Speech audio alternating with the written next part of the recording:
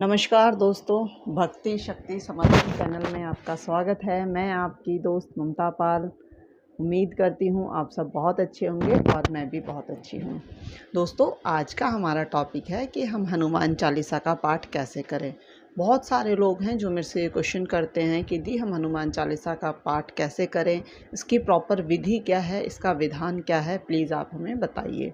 तो दोस्तों, सबसे पहली बात अगर मैं कहूँ कि हनुमान चालीसा पढ़ने का कोई विधान नहीं है तो ये गलत नहीं होगा। आप सभी जानते हैं कि हनुमान चालीसा का निर्माण कैसे हुआ, कहाँ हुआ, किन परिस्थितियों में हुआ, आप सभी बहुत अच्छे से जानते हैं। गोस्वामी तुलसीदास जी ने हनुमान चालीसा का निर्माण किया है और वो निर्माण उन्होंने सलाखों के पीछे किया, एक जेल में रहकर किया। तो आप सभी समझ सकते हैं कि जेल में ना तो उनके पास कोई सुविधा होगी, ना वहाँ उनके लिए कोई अरेंजमेंट होगा, ना कोई सामग्री होगी और ना ही वहाँ पर कोई उनके लिए भगवान की मूर्ति होगी, क्योंकि वो जेल भी किसकी थी, वो जेल अकबर की थी। आप सभी जानते हैं वो अकबर ने जब बुलावा भेजा था तुलसीदास जी को बुलाने के लिए, उनकी महानता, उनके गुणगान सुनकर, तो उन्होंने सोचा कि ये हमारे राज्य में होने चाहिए। तो उन्होंने उनको बुलावा भेजा कि आप हमारे राज्य में आइए और आप यहाँ रहिए। लेकिन गोस्वामी तुलसीदास जी ने अपने आराध्य का ध्यान करते हुए उनको पैगाम भेजा कि मैं आपसे नहीं मिल सकता, क्योंकि मैं सिर्फ़ और सिर्फ अपने प्रभु को ही बसता हूँ, उन्हीं का ही मैं उनकी ही आज्ञा का पालन करता हूँ, तो मैं किसी के वश में नहीं हूँ, मैं किसी के कंट्रोल में नहीं रह सकता। इस तरह से उन्होंने उनको जवाब दे दिया। पर अकबर तो अकबर रहा, उन्हें अपने अहम पर ठेस पहुँची, तो उन्होंने कहा कि इनको जेल में डाल दिया जाए, गोस्वामी तुलसीदास जी को, और उन्हें बिना किसी अपराध के, बिना किसी कर्म करे हुए उन्हें जेल में डाल दिया गया। जेल में डालने के बाद तो आप समझ ही सकते हैं, जब बिना अपराध के कोई जेल जाता है या कोई कैदी बनता है तो उसके मन पे क्या बीतती होगी, क्या उनकी व्यथा होगी, किस तरह से वो तड़प रहे होंगे कि बिना अपराध किए ही मुझे जेल में डाल दिया गया। तो उन्होंने क्या किया होगा, उन्होंने सिर्फ वहाँ पे अपने प्रभु को, अपने आराध्य का ही ध्यान किया होगा, और उनका ध्यान करते करते उसी लग्न में उन्होंने हनुमान चालीसा का निर्माण किया। हनुमान चालीसा का निर्माण जब उन्होंने जेल में किया तो वहाँ ना उनके पास कोई साधन था, ना कोई सुख सुविधा थी, और ना ही वहाँ पे हनुमान जी की कोई तस्वीर थी या मूर्ति थी जिसको वो देखकर, जिसका ध्यान करके कोई जिससे कि वो उसका निर्माण कर सके। सिर्फ उन्होंने अपनी वेदना और अपना भाव प्रकट किया भगवान के सामने, और वो उनके मन से जो व्यथा निकली, जो उनकी दुर्दशा हो रही थी, वो जो व्यथा थी, उसकी वजह से हनुमान चालीसा का निर्माण किया। तो आप समझ ही सकते हैं कि हनुमान चालीसा का के लिए कोई भी ऐसा रूल रेगुलेशन कुछ नहीं, प्रॉपर विधि विधान से ही सारे काम करने हों। हम हनुमान चालीसा कभी भी हैं, कैसी भी परिस्थिति में, जहाँ भी हैं, हम हनुमान चालीसा पढ़ सकते हैं। हनुमान चालीसा स्वयं सिद्ध चालीसा है, इसको पढ़ने के लिए कोई नियम धियम नहीं लगता है। आप जब भी कष्ट में हैं, आप जब भी परेशानी में हैं, आप जहाँ भी हैं, जैसी भी अवस्था में, जिस भी हालत में हैं, आप हनुमान चालीसा का गुणगान कर सकते हैं, आप हनुमान चालीसा का पाठ कर सकते हैं। हनुमान चालीसा का पाठ करने से हर संकट, हर विपत्ति, सब कुछ दूर हो जाता है, सब कुछ हट जाता है। जिस तरह से जब तुलसीदास जी ने हनुमान चालीसा का निर्माण कर लिया और उन्होंने उसको पूरा गाया, तो असंख्य वानरों ने राजा के महल पे हमला बोल दिया, और इतने असंख्य वानरों को देखकर, बंदरों को देखकर जब राजा की हालत ख़राब हुई तो उन्होंने पूछा कि ये इतने सारे बंदर कहाँ से आए हैं। तभी उन्हें पता चला कि ये गोस्वामी तुलसीदास जी को जेल में डालने का ही नतीजा है। तब उन्हें अपनी भूल पर पछतावा हुआ और उन्होंने गोस्वामी तुलसीदास जी को जेल से निकाला, ससम्मान आदर सहित उनको वहाँ से विदा किया। और जिस तरह से गोस्वामी तुलसीदास जी का हनुमान चालीसा पढ़ने से सम्मान वापस लौटा, उन्हें जेल से, कारावास से रिहा किया गया, उसी तरह से अगर कोई भी संकट में हनुमान चालीसा का पाठ करता है तो उनको भी ऐसे ही, अगर वो निर्दोष हैं, अगर उन्होंने कोई गलत काम नहीं किया है, तो ससम्मान उनको भी ऐसे ही बरी किया जाता है। इसी तरह से उनका भी थोड़े टाइम के बाद, जब तक कष्ट है वो झेलता है, कष्ट के बाद में उनको भी ससम्मान ऐसे ही बरी कर दिया जाता है। वो अपने कष्टों से मुक्त हो जाते हैं, वो अपनी परेशानियों से निकल जाते हैं। तो ये तो रहा पहला तरीका कि अगर हम कष्ट में हैं, मुश्किल में हैं, हमें किस तरह से हनुमान चालीसा का पाठ करना चाहिए।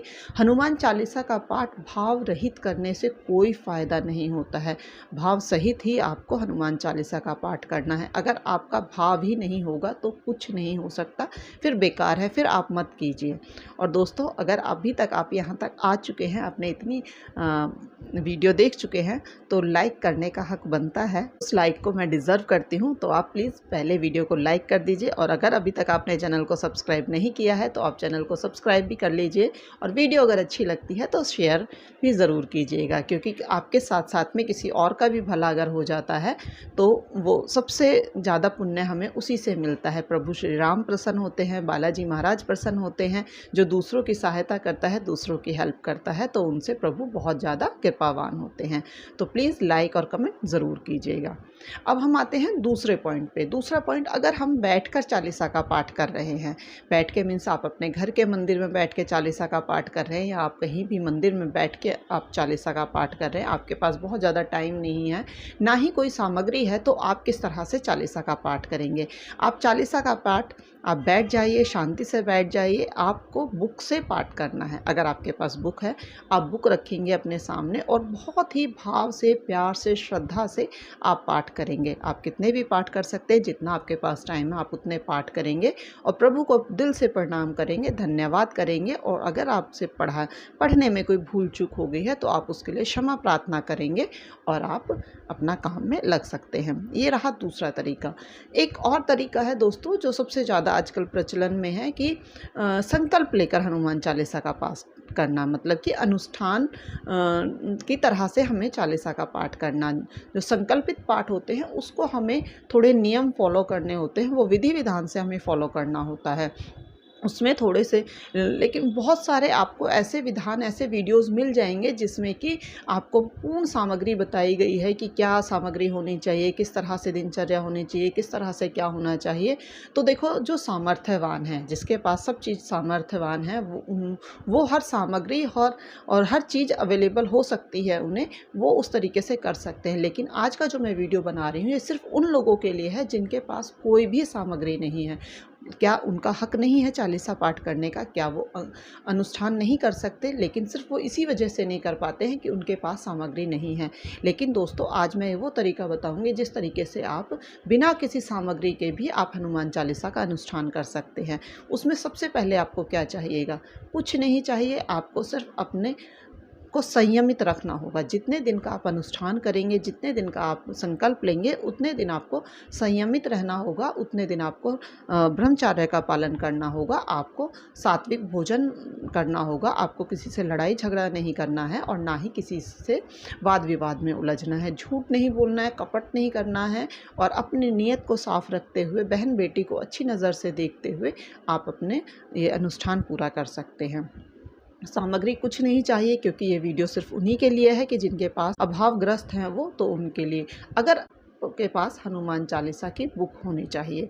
हनुमान चालीसा की बुक आप रखेंगे अपने सामने, आप नहा धोकर, देखिए टाइम का सब बोलते हैं कि ये टाइम होना चाहिए, वो टाइम होना चाहिए, लेकिन मैं जानती हूँ जो बेचारे मज़दूर लोग होते हैं, जब बहुत अभावग्रस्त होते हैं या बीमार ही हैं, वो बहुत ज़्यादा नियम फॉलो नहीं कर सकते हैं। वो टाइमिंग वगैरह उनकी उतनी उस तरह से नहीं हो सकती है जिस तरह से बताई जाती है।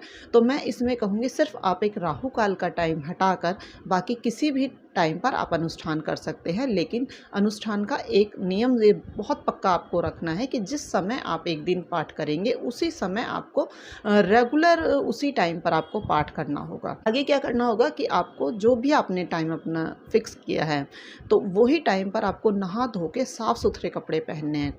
साफ़ सुथरे कपड़े पहनकर, अगर आपके पास कुछ भी नहीं है, आपके पास बालाजी महाराज की तस्वीर भी नहीं है, मूर्ति भी नहीं है, कोई बात नहीं, आपके पास एक बुक होनी बहुत ज़रूरी है जो 10 से और 20 रुपए के बीच में आ जाती है। वो बुक आप खरीद के ले आइए।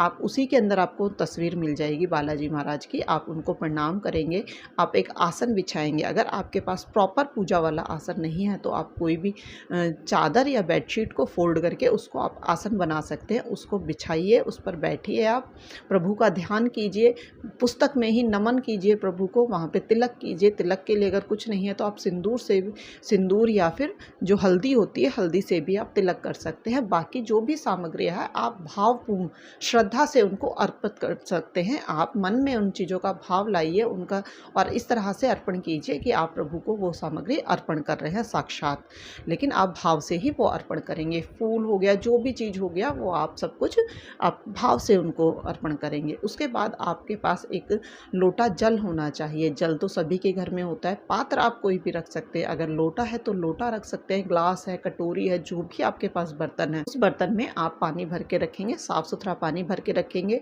अगर आपके पास गंगा जल है तो थोड़ा सा आप उसमें गंगा जल भी मिला लेंगे। बस ये हो गया आपका। और आपके पास अगर कोई भी आपके घर में प्रसाद बना सकते हैं तो बहुत अच्छा है। अगर आपके पास प्रसाद भी नहीं है तो आपके घर में चीनी तो होगी ना, तो आप थोड़ी सी चीनी प्रसाद में रख लीजिए अपने सामने। दोस्तों, जब आप एक लोटा जल और प्रसाद रख लेंगे तो सबसे पहले आपको अपने हाथ में जल लेकर संकल्प करना है। संकल्प क्या करना है, आप अपने हाथ में जल लेंगे, जितने दिन का आपको पाठ रखना है उतने दिन के पाठ का आप संकल्प लेंगे। जितने पाठ आपको करने हैं, मान लो आपको 7 दिन का संकल्प लेना है और 7 पाठ डेली का आप संकल्प लेते हैं, तो आपको इस तरह से संकल्प लेना है। आप अपने हाथ में जल लेंगे, अपना नाम, अपना गोत्र, अपने पिता का नाम, अपना स्थान, समय, तिथि सब आप बोलेंगे और वो जल प्रभु के चरणों में आप अर्पित कर देंगे और अपना संकल्प आप पूरा निभाएंगे। उसके बाद आप प्रभु के सामने अपनी जो भी आपकी प्रॉब्लम है वो बताएंगे कि प्रभु मुझे ये प्रॉब्लम है, या मेरी ये मनोकामना है, या इस तरह से मुझे कष्ट है, या मेरे शरीर में रोग है, या मेरे घर परिवार में किसी को ये रोग है, या भूत प्रेत कैसी भी कोई भी बाधा है, आप हर चीज़ के लिए संकल्प ले सकते हैं। तो संकल्प लेने के बाद में जैसे आपने 7 दिन का संकल्प लिया और 7 हनुमान चालीसा पाठ करने का आपने संकल्प लिया है, तो सबसे पहले आप राम नाम का कीर्तन करेंगे, श्री सीताराम नाम का कीर्तन करेंगे। आप अपने मन में भाव रखेंगे कि प्रभु श्री राम आपके सामने बैठे हैं, माँ सीता आपके सामने बैठी हुई हैं और बालाजी महाराज उनके चरणों में बैठे हुए हैं, और आप सीताराम सीताराम सीताराम का कीर्तन करेंगे। 10 मिनट, 5 मिनट, 15 मिनट, 20 मिनट, जितना हो सके आप राम नाम का कीर्तन करेंगे, सीताराम नाम का कीर्तन करेंगे। उसके बाद आपने 7 पाठ का संकल्प लिया है तो आप 7 पाठ हनुमान चालीसा पढ़ेंगे। 7 पाठ हनुमान चालीसा पढ़ने के बाद में आप बालाजी महाराज की आरती करेंगे। अगर आपको राम भगवान की आरती आती है तो आप वो भी कर सकते हैं, नहीं तो आप हनुमान जी की आरती करेंगे। उनको भोग प्रसाद, जो भी आपके पास प्रसाद है अवेलेबल, आप वो प्रसाद लगाएंगे और उनको ध्यान करते हुए, नमन करते हुए कि वो प्रसाद आपका ग्रहण कर रहे हैं, उनको पूरे श्रद्धा और भाव से वो आप प्रसाद उनको खिलाएंगे। तो इसमें क्या है कि 1 लोटा, तो अगर आपके पास कोई जगह नहीं है तो आप एक जगह निश्चित कर लीजिए, वहाँ पर वो जो जल है लोटे का, वहाँ पर वो ढक के आप उसको रख दीजिए कि वो वहीं रखा रहेगा। और अगर ऐसा भी आप नहीं कर सकते हैं तो आप वो 7 दिन तक वो जल वहाँ रखा रहना चाहिए। अगर वहाँ पे नहीं रख सकते हैं आप, आपके पास इतनी जगह ही नहीं है कि एक जगह आप उसको रख सकते हैं, तो आप उस जल को उठा लेंगे, आप अपने पूरे घर में उस जल को छिड़केंगे, आप अपने शरीर पर, अपने बच्चों पर, अपने घर परिवार में सब पर वो जल छिड़केंगे। उसके बाद वो जल आप ग्रहण कर लेंगे। और अगर आपके पास जगह है, कहीं एक जगह कोने में रखकर उस जल को आप, जहाँ पे आप पूजा कर सको, जहाँ पर आप बैठकर ध्यान लगा सको, वो जगह है, तो आप 7 दिन तक वो जल वहाँ पर रखा रहने देंगे, उसको हिलाएंगे नहीं, उसे उठाएंगे नहीं। उस कंडीशन में आप 2 लोटे या 2 पात्रों में आप जल भर कर रखेंगे। एक तो जो आप वहीं रखा रहने देंगे, दूसरा है जो कि आप उसको उठा लेंगे और उसे पूरे घर में छिड़केंगे, आप उसे ग्रहण करेंगे, क्योंकि वो जो पानी है वो चार्ज हो चुका है। आप जानते हैं पानी में सोखने की शक्ति कितनी ज़्यादा होती है, वो नेगेटिविटी भी सोखता है और वो पॉजिटिविटी भी सोखता है। तो जब उसमें सोखने की इतनी पावर है और वो प्रभु के चरणों में रखा रहता है, तो प्रभु के चरणों में रखने से वो इतना चार्ज हो जाता है, उसमें इतनी पॉजिटिव एनर्जी आ जाती है कि जब आप उसे ग्रहण करते हैं तो आपके अंदर जितनी भी छोटे छोटे सूक्ष्म अगर प्रॉब्लम्स भी हैं वो तो तुरंत के तुरंत ही ख़त्म हो जाती हैं। लेकिन ये सब और सब सिर्फ भाव का काम है, विश्वास का काम है। अगर आप श्रद्धा और विश्वास के साथ में ये सब करेंगे तो आप देखेंगे कि 7 दिन के अंदर अंदर धीरे धीरे किस तरह से आपकी प्रॉब्लम धीरे धीरे सॉर्ट आउट होने लगती है, किस तरह से जो परेशानियाँ आपको बहुत ज़्यादा स्टार्टिंग में परेशान कर रही हैं वो धीरे धीरे कैसे आप कूल होते जाएंगे, कैसे आप काम होते जाएंगे। और आप देखेंगे, मैं सच्चे मन से, सच्चे विश्वास से ये आपको बोल रही हूँ कि होता है। आप इसी तरह से उसी टाइम पर आप डेली बैठेंगे पूजा करने के लिए, डेली पहले आप राम नाम का कीर्तन करेंगे, फिर साथ हनुमान चालीसा पढ़ेंगे, फिर आप प्रभु की आरती करेंगे। आरती करके प्रसाद वगैरह लगाकर उनको आप वो प्रसाद अपने घर में, अपने बच्चों में, अपने परिवार में सबको बाँटेंगे। आप खुद खाएँगे और अपने घर में सबको देंगे। लेकिन इस बीच आपको क्या ध्यान रखना है कि जो संकल्पित जितने भी पाठ हैं, जितने भी दिन हैं संकल्प के, उतने दिन में आपको पूर्णतः ब्रह्मचर्य का पालन करना है। चाहे आप शादीशुदा हैं, चाहे आप शादीशुदा नहीं हैं, आपको पूर्णतः ब्रह्मचर्य का पालन करना है। आपको स्वच्छता का ध्यान रखना है, आपको पवित्रता का ध्यान रखना है, शुद्ध सात्विक भोजन करना है, लहसुन प्याज को यूज़ नहीं करना है अपने खाने में, और ना ही आपको कोई दूसरी चीज़ों का सेवन करना है, जैसे मांस, मदिरा वगैरह वगैरह का आपको यूज़ नहीं करना है। इन सब का अगर आप पालन कर लेते हैं, सच्चे मन से, सच्चे भाव से अगर आप पाठ कर लेते हैं, तो मैं गारंटीड कहती हूँ, मैं गारंटी लेती हूँ कि आपका भला होने से कोई नहीं रोक सकता। लेकिन आपको अपने मन को भी शुद्ध करना होगा, अपनी आत्मा को शुद्ध करना होगा। जैसे आप फर्स्ट डे भगवान से कनेक्टिविटी रखेंगे ना, फर्स्ट डे से ही आपके कनेक्शन उनसे बनना शुरू हो जाएगा और वो आपके सुनने शुरू कर देंगे। तो ये था हनुमान चालीसा पढ़ने का विधान। दोस्तों, इसमें ये चीज़ फिर बहुत सारे लोग बोलेंगे आपने दिया का नहीं बताया, आपने इस तरह से, तो मैंने पहले ही क्लियर कर दिया है कि ये अनुष्ठान मैंने उन लोगों के लिए बताया है जिनके पास कोई भी सामान नहीं है, कोई भी सामग्री नहीं है, जो सामग्री खरीदने के में असमर्थता अपनी जाहिर करते हैं, जिनके पास कुछ नहीं होता है, वो इस तरह से पूरे भाव से आप वो अनुष्ठान कर सकते हैं। इसमें कोई तामझाम की ज़रूरत नहीं है। कौन कहता है ये गलत है, ये गलत नहीं है। मैं 100% गारंटी लेती हूँ आपका भला होगा, होगा, होगा। तो जय श्री राम, जय बालाजी महाराज। मिलते हैं नेक्स्ट वीडियो में।